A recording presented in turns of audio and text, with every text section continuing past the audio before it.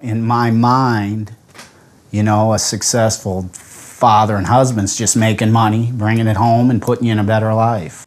To achieve that success, Glen Cox worked over 100 hours a week. He didn't think about the effect it had on Michelle and their children. I was pretty lonely. I was pretty angry. I was pretty bitter. I can remember arguments. Just when we did have time together, it would be about not spending time together and how overwhelmed I was and just that he wasn't there. As Glen's thirst for success grew, things got even tougher on Michelle.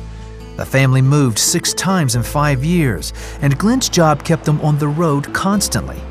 Meanwhile, Michelle raised the family alone. And it was to the point where I didn't like being around him. I felt like we were roommates that lived together, that paid bills together, but all the responsibility was mine.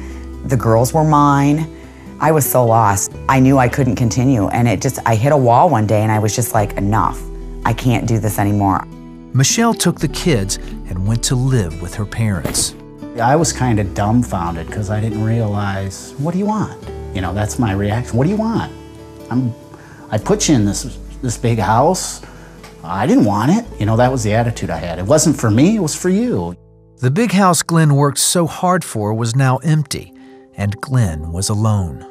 Inside of me, I knew something had to change. I knew I had to get a new foundation.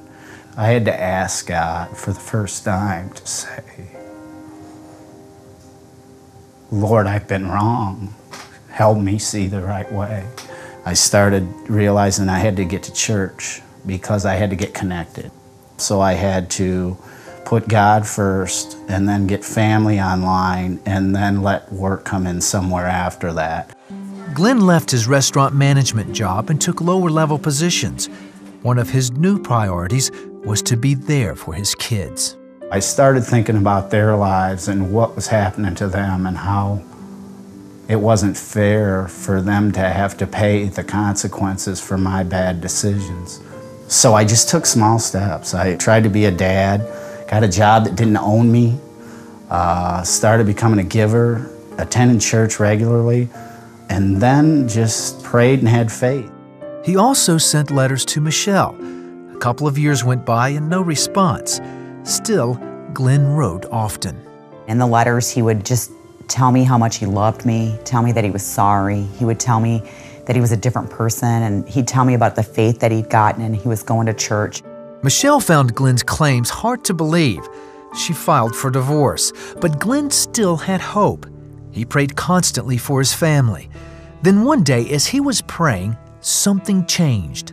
I remember that prayer because it was about how my heart was. My motives became about making sure everyone was okay, not about me getting what I wanted. And I know that day was a significant change. We were like one court date away from being divorced. He sent me a letter and I read it, and I remember sitting on the couch just crying and crying, and I called him up and I was like, okay, let's talk. Michelle and Glen began spending time together. Just to see the changes in him and who he was becoming and what his life was about were some of the things that made me go, I'm gonna go in that direction as well. I made the choice to let God into my life, accept him as my Savior. I became baptized, and I'll tell you what, God gave me a new heart. And all of a sudden, all my priorities and everything I thought was what I wanted changed. Today, Glen and Michelle have successful careers and a happy marriage. The way we interact and the way we treat each other now is so different. It's based on respect, it's based on love, it's based on God and our decisions and what we do and how we go forward. If you're trapped in something that's taking you away from God and taking you away from your family, you've got to make a change. You've got to realize that that's not going to change unless you make a change and put those other things first. Put your family ahead of that. Take the distractions away. All the stuff that pulls at you, you gotta turn the music down. You gotta take some quiet time. You gotta let God lead you and watch what he'll deliver you to.